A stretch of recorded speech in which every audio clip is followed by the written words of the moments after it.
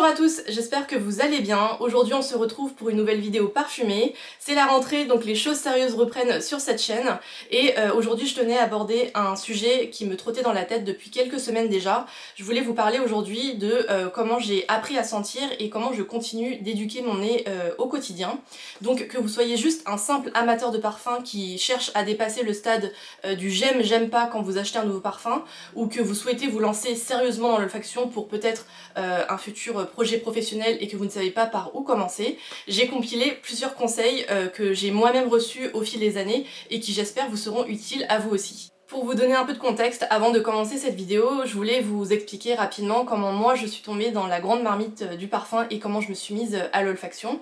Donc pour tous ceux qui ne le savent pas, je suis journaliste de formation et lors d'une de mes précédentes expériences professionnelles, j'ai été amenée à couvrir le sujet du parfum notamment et je me suis aperçue que je n'étais pas vraiment légitime à en parler de manière sérieuse puisque j'en avais la connaissance d'une consommatrice lambda, donc c'est-à-dire que je suivais les actualités et les nouveautés un peu de loin à travers les campagnes publicitaires qu'on voyait à la télé et à travers les nouveautés qu'on trouvait chez Sephora par exemple, et je me suis aperçue qu'il fallait que je muscle un petit peu mes connaissances à ce sujet pour pouvoir en parler à mes lecteurs de manière sérieuse, et c'est comme ça que j'ai commencé à me former dans un premier temps de manière autonome et par la suite en étant accompagnée de professionnels, et je vais vous expliquer un petit peu mon cheminement autour de l'olfaction et vous donner des conseils pour vous y mettre vous aussi. Le premier conseil que je peux vous donner et que l'on m'a moi-même donné quand j'ai commencé à apprendre à sentir est totalement gratuit et complètement accessible à tout le monde. Il est logique mais on n'y pense pas forcément tout seul. Il s'agit en fait de commencer à réveiller votre nez et d'être curieux des odeurs qui nous entourent. C'est totalement banal à dire comme ça, mais pour moi, et je pense que pour vous aussi, l'odorat est un sens que l'on a un peu relégué à l'arrière-plan et qui est beaucoup moins important dans notre vie quotidienne que d'autres sens comme la vue par exemple, et je pense que la première étape quand on veut commencer à apprendre à sentir ou à éduquer notre nez par rapport au parfum, c'est vraiment de prendre conscience de ce sens-là et de commencer à l'utiliser de manière active. Et pour commencer à travailler votre nez, il y a un réflexe tout simple que vous pouvez adopter très facilement au quotidien, c'est vraiment de prendre quelques instants à apprécier les odeurs qui viennent jusqu'à votre nez. Ça va vous permettre de les reconnaître plus facilement plus tard et de les imprimer dans votre cerveau.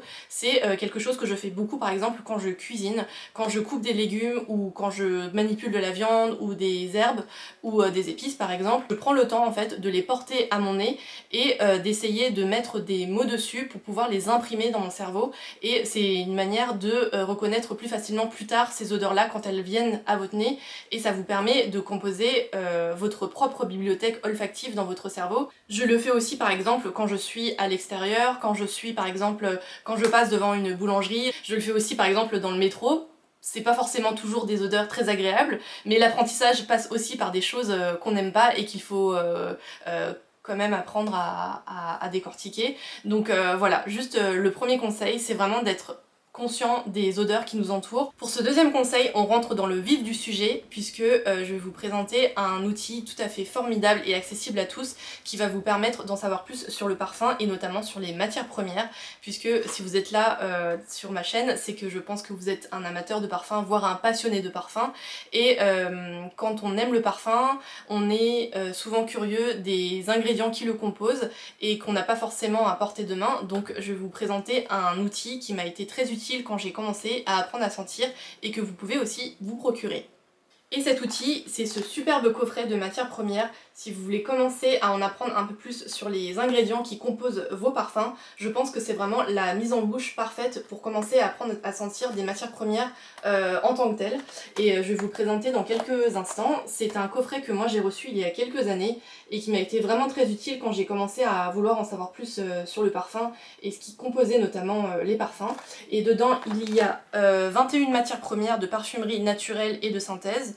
Il y a un jeu de touches à sentir, une notice descriptive sur les matières premières, les numéros de lot, la durée de conservation, les conseils d'utilisation et de stockage, et il est disponible à la vente et je vous mettrai un lien ci-dessous. Il me semble qu'il coûte 70 € et il m'a été vraiment très utile et je vais vous montrer ce qu'il y a à l'intérieur. Et donc le coffret se présente ainsi, il y a 21 matières premières dedans, dans des petites fioles qui sont numérotées. c'est plutôt intelligent de les avoir numérotés plutôt que d'écrire le nom de la matière première dessus, puisque ça vous permet de vous lancer dans des exercices à l'aveugle si vous le souhaitez, c'est-à-dire de plonger votre mouillette dans l'un de ces petits flacons au hasard et d'essayer de mettre des mots sur cette matière première là, voire de la nommer, et puis de voir après dans le livret qui est fourni avec à quelle matière première correspond le numéro en question. Et je trouve que c'est un kit qui est vraiment très bien fait, puisque si vous vous intéressez au parfum, c'est une excellente mise en bouche pour apprendre à découvrir des matières premières de manière isolée. Vous y retrouverez vraiment toutes les matières premières les plus communes qu'on utilise dans le parfum et que vous croisez en parfumerie. Il y a par exemple de la fève tonka, du citron, du jasmin, du cèdre, de la lavande, du patchouli, de la fleur d'oranger, de la rose, et il y a aussi une sélection de matières premières synthétiques que vous pouvez absolument pas retrouver dans la nature et qui ne sont pas forcément, je pense, accessibles au grand public. Il y a par exemple de la calonne. Vous savez, c'est une matière première que j'adore puisque ça sent l'eau de mer, ça sent l'iode, ça apporte un petit côté salé au parfum. Il y a aussi par exemple des aldéhydes, qui est l'ingrédient emblématique de Chanel numéro 5. Et je voulais vous montrer rapidement le carnet qui accompagne ce kit. Il est vraiment très bien fait, il est assez court, mais il présente assez bien toutes les matières premières qui composent le kit, puisqu'on y retrouve une présentation de la matière première, on y explique comment elle est cultivée, où elle est cultivée, quelle est la partie de la plante qu'on utilise quand il s'agit d'une matière première naturelle par exemple, et il y a aussi une petite description de l'odeur qu'elle apporte. Donc voilà, c'est vraiment très intéressant de mettre des mots sur des odeurs. Et par exemple pour la lavande, il est indiqué qu'elle est cultivée dans le sud de la France et en Bulgarie. Les fleurs fraîchement cueillies sont distillées pour donner une huile essentielle à l'odeur fraîche, aromatique, florale et camphrée. Et il y a aussi par exemple un petit lexique qui est ici et un chapitre sur les différentes familles olfactives, donc vraiment parfait pour une initiation autour de la parfumerie et des matières premières.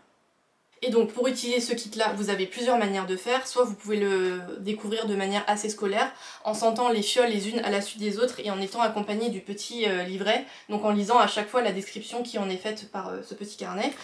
Ça vous permet de sentir l'odeur et d'avoir une description assez concrète sous les yeux. Ça vous permet de mettre des mots sur une odeur que vous ne connaissez peut-être pas, mais je vous conseille une autre manière qui est plus amusante, je trouve, c'est de sentir vraiment les fioles à l'aveugle. Donc vous en prenez une au hasard, vous la sentez et vous essayez vous-même de mettre vos propres mots dessus. C'est une manière qui est à la fois plus amusante je trouve et aussi plus efficace, puisque vous allez vous approprier vraiment l'odeur avec vos propres mots et vos propres souvenirs, et il n'y a pas de bonne ou de mauvaise réponse, il suffit juste de laisser libre cours à son imagination, par exemple en vous demandant si cette odeur est lumineuse ou si elle est plutôt sombre, si vous la trouvez plutôt légère ou plutôt épaisse, et vous pouvez aussi les associer à des souvenirs d'endroits, de voyages, de personnes. L'idée c'est vraiment d'essayer de mettre des mots sur des odeurs, des mots qui vous sont propres, et ça vous aidera vraiment à imprimer ces odeurs là dans votre mémoire, et c'est comme ça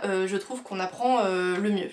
Et je ne sais plus si je vous l'ai dit, il y a ce coffret qui s'appelle le coffret numéro 1 qui est disponible à la vente sur le site de l'Osmotech, et ils en proposent un deuxième qui s'appelle coffret numéro 2 je crois, et qui est dédié lui il me semble aux matières premières rares, mais je vous conseille en tant qu'initiation de commencer vraiment par celui-là qui est vraiment je trouve très bien fait. Et pour finir je voulais vous dire quelques mots sur l'Osmotech qui, si vous ne le savez pas, est le conservatoire international des parfums qui est basé à Versailles et qui concentre vraiment une collection assez impressionnante de parfums. Il me semble qu'il y en a plus de 4000, dont quelques centaines de parfums disparus, donc que vous ne pouvez pas sentir ailleurs.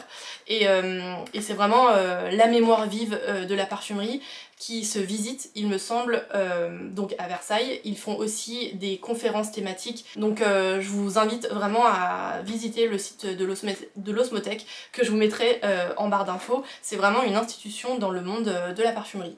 Et pour parfaire votre culture parfum à la maison, il y a aussi une autre étape incontournable selon moi, c'est vraiment de se plonger dans des livres thématiques autour du parfum. Je vous ai déjà fait une vidéo dédiée sur ma bibliothèque parfumée, donc je vous représenterai pas à nouveau tous les livres que je possède, mais je vous mettrai la vidéo sur l'écran et en barre d'infos si vous l'avez raté. Mais je vous conseille vraiment de vous pencher sur les livres des éditions Ney, qui sont vraiment très bien faits, qui sont accessibles au plus grand nombre. Tout est très bien expliqué, tout est très bien écrit et il y en a vraiment pour tous les goûts et tous les budgets. Mais en guise d'entrée en matière, je vous conseillerais vraiment le Grand Livre du parfum, qui est vraiment mon ouvrage de référence. Et il est vraiment très bien fait et très complet.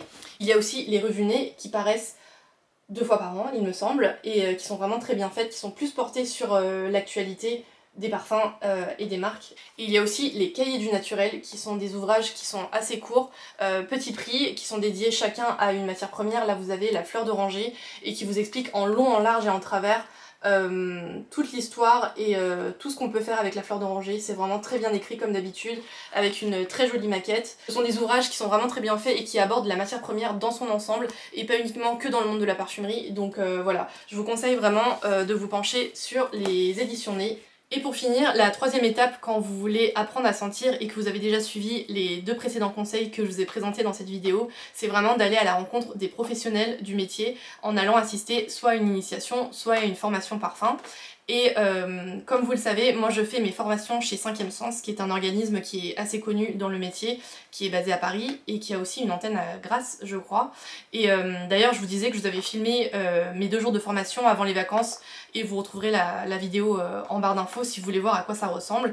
Et je trouve que c'est vraiment le moyen le plus efficace pour vraiment progresser sur l'olfaction, puisque vous avez accès à un très large spectre de matières premières et de parfums, et surtout vous êtes aussi accompagné par un vrai professionnel, un formateur qui est lui-même formé à l'olfaction et au parfum, et vous pouvez lui poser toutes les questions que vous voulez. Donc ça permet vraiment d'échanger, que ce soit avec le formateur ou avec les autres participants, et ça permet de s'enrichir mutuellement. Moi j'en ai déjà suivi plusieurs. J'ai commencé par l'initiation à la parfumerie, c'est une session qui dure une journée et ça permet de repartir avec un olfactorium. Je vais essayer de l'ouvrir sans tout renverser. Ça se présente sous la forme d'un orgue à parfum de manière miniature, et dedans il y a, il me semble, plus de 40 fioles qui renferment soit des matières premières, soit des facettes. Et c'est un outil qui vous permet de prolonger tout ce que vous avez appris lors de la formation chez vous, puisque vous repartez avec ce petit coffret qui vous permet de travailler votre nez plus tard à la maison. Et ce sont d'ailleurs des olfactoriums, des kits qui sont aussi disponibles à la vente directement sans passer par la formation, il me semble. Ce sont vraiment des outils qui vous permettent d'aller encore plus loin dans l'olfaction et que je vous conseille si vous avez déjà les kits d'initiation de l'Osmotech, qui sont, je pense, moins onéreux. Ceux-là, je vous mettrai le prix et la page produit en barre d'infos si je la trouve. Et donc en parallèle des formations dédiées aux professionnels que je suis, vous avez aussi des initiations dédiées au grand public et que vous pouvez tout à fait suivre même si vous n'êtes pas un professionnel travaillant dans ce milieu-là. Et vous en avez toutes sortes, que ce soit des initiations d'une demi-journée, d'une journée. Vous avez des programmes assez intéressants sur les matières premières, et vous pouvez aussi vous inscrire à des formations, à des sessions pardon, qui vous permettent de créer votre propre parfum. Donc voilà, je vous conseille vraiment d'aller regarder sur le site de 5e Sens, que vous soyez un professionnel ou juste un amateur de parfum. Et pour finir sur 5e Sens, en parallèle des formations qu'ils proposent aux professionnels et au grand public, il y a un espace qu'ils ont ouvert il y a 3 ou 4 ans je crois, qui se situe juste à côté de leur centre de formation à Paris et qui est vraiment très intéressant, qui s'appelle le Coworking. C'est un espace qui est accessible à tout le monde, au grand public. Il suffit de se présenter et de payer soit un forfait heure, soit un forfait jour, et ça vous permet d'accéder à une très grande bibliothèque de livres spécialisés sur le parfum, et vous y retrouverez notamment tous les ouvrages dont je parle des éditions Nez, et ça vous permet aussi d'avoir accès à une très grande sélection de matières premières et de parfums si vous souhaitez vous éduquer de manière autonome et à votre rythme sur le parfum. Je pense que c'est un lieu qui est très bien pensé et qui pourra vous aider à progresser dans l'olfaction. Voilà, vous savez tout sur mon apprentissage de l'olfaction. J'espère que cette vidéo vous aura plu et vous aura donné des pistes si vous aussi vous voulez commencer à apprendre à travailler votre nez. N'hésitez pas à me laisser des commentaires si jamais vous avez des questions sur un point que j'ai abordé dans cette vidéo. N'hésitez pas aussi à vous abonner. Quant à moi, je vous retrouve dimanche prochain avec une nouvelle vidéo parfumée. Merci d'avoir regardé cette vidéo et à bientôt.